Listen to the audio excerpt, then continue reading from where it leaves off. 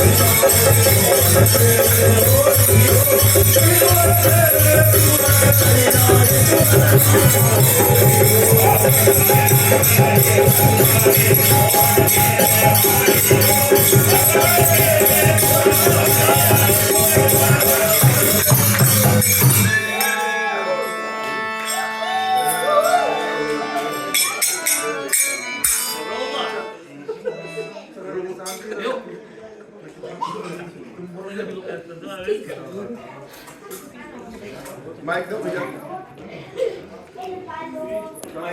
One, two, three, चलेगी।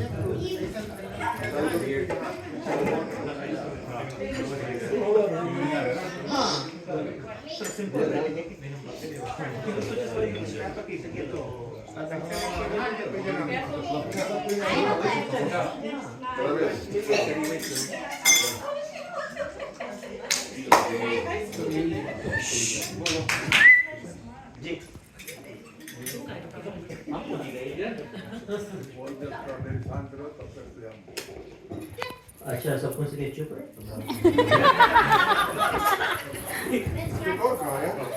Very graceful. मैं आप चाहता हूँ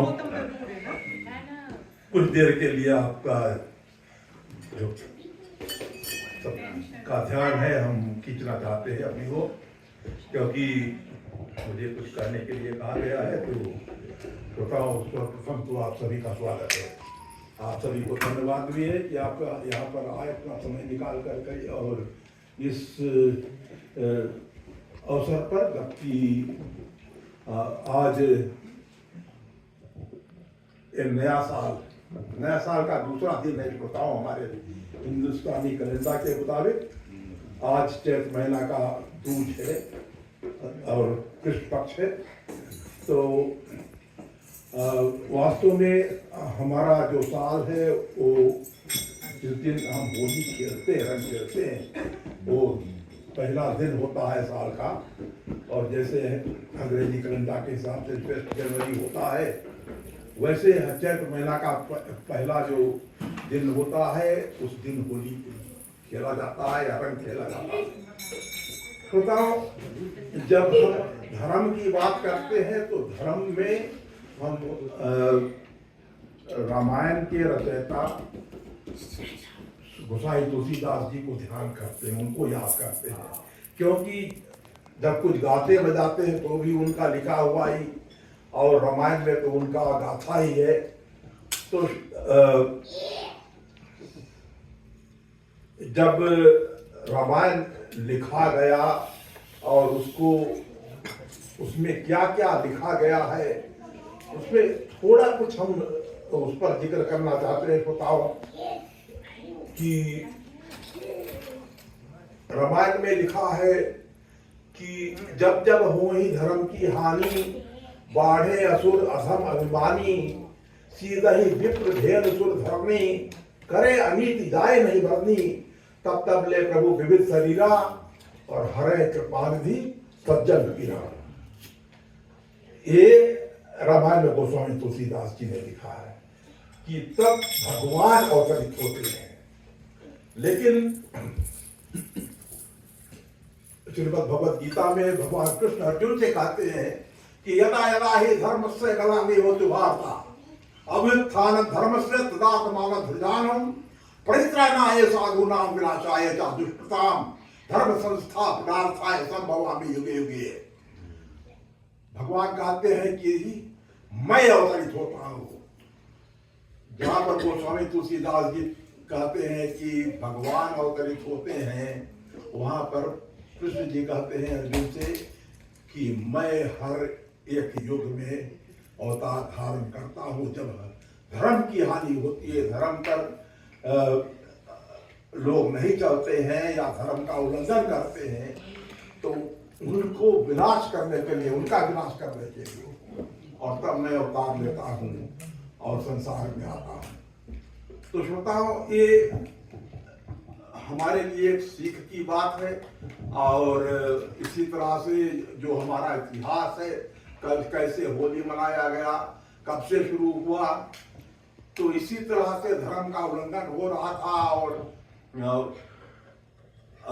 राष्ट्रों के राजा हिरण्यकुश या हिरण्यकश्यपु भी उन्हें कहा जाता था, और वो राजा थे।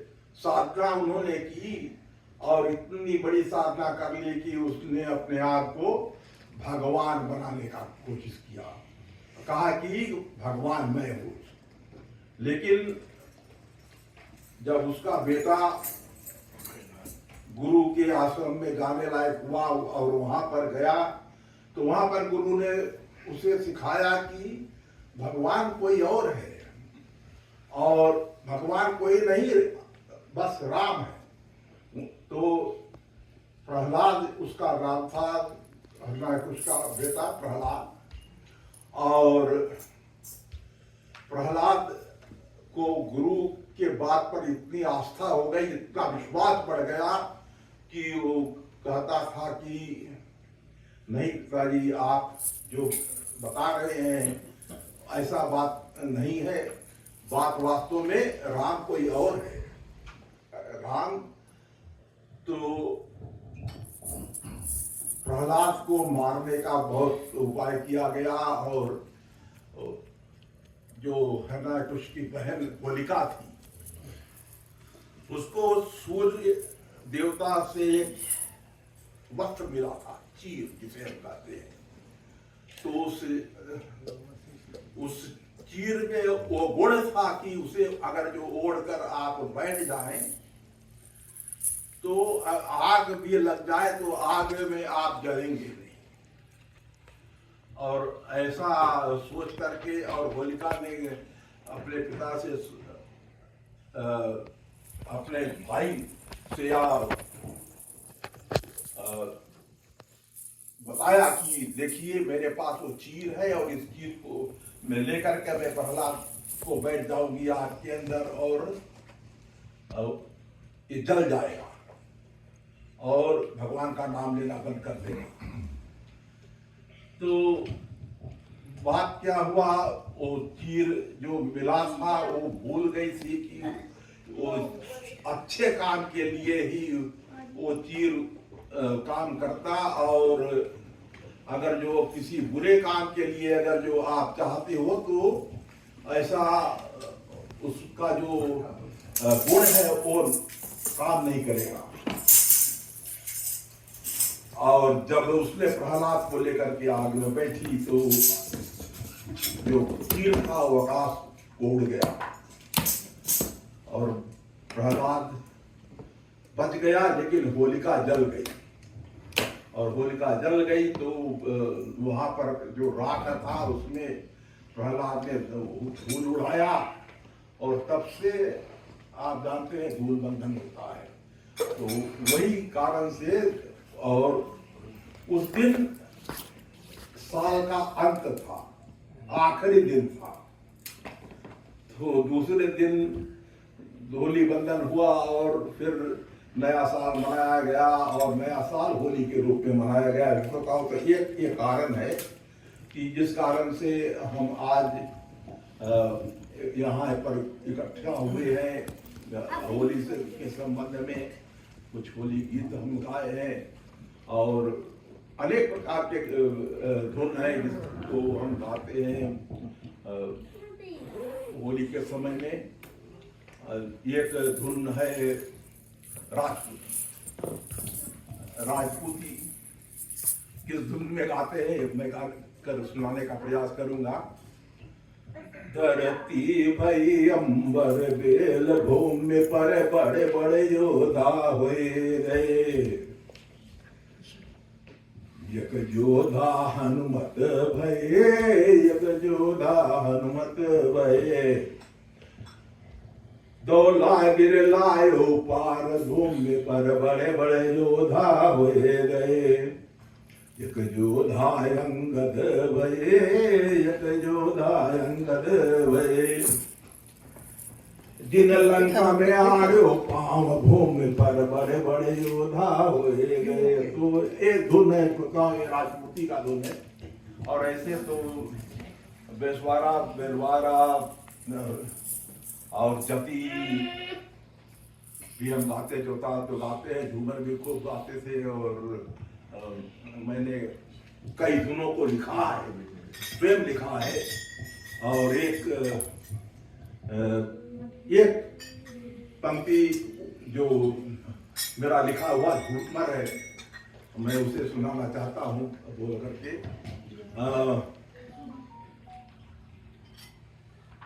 कर ये बहु विधि श्रृंगार ब्याहन भोला चले। शादी के लिए शिव जी तैयार हो गए। माथे तिलक त्रिपुंड तीसरा नयन समारी, भाल के ऊपर पाल चंद्रमा को लिए धारी, सिर के ऊपर गंगा विराजे, जगत पावन जिसकी धार, सिवाहन भोला चले। तो ये हमने कई बार गाया है इसे श्रोताओं और लोग भी उसके गाए हैं, उनके पास भी इसकी कॉपी है। तो श्रोताओं ये बहुत आनंद देने वाला है जो एक त्योहार है इसमें बहुत जोश होता है। और जब हमारा उम्र कम था और जब हम गाते बजाते थे उस समय, आज से तो काफी समय हो गया है बताओ, अब तो दम में उतना दम नहीं रह गया है कि ये जो हम गाए और उस तरह से सुनाए जो हम गाते थे। लेकिन मुझे याद है कि मेरे छोटे भाई हैं यहाँ पर, और वो बिल्कुल छोटे थे, लगभग शायद 1-2 महीने के थे जब हमने पहली बार अपने मंडली के अंदर चौपाल गाया था एक सुमरने के रूप में। और तो ये जो त्योहार है श्रोता, ये कभी बूढ़ा नहीं होता। त्योहार मरता नहीं है, मरते हैं तो हम मरते हैं और जन्म हम भी हमारा होता है, लेकिन त्योहार जो है वो सदा अमर है। और इसको हरदम अगर हो सके तो इसमें दिलचस्पी रखना चाहिए, दिलचस्पी से ही हम कुछ कर सकते हैं। और इसलिए श्रोताओं, हमारे मध्य में हमारे ठाकुर जी भी हैं, तो उनको हम आग्रह करेंगे, 2-4 शब्द जरूर कहेंगे। बहुत बहुत धन्यवाद श्री जी, आपको बड़ा सुंदर शब्दों में आपने काफी प्रस्ताव रखा।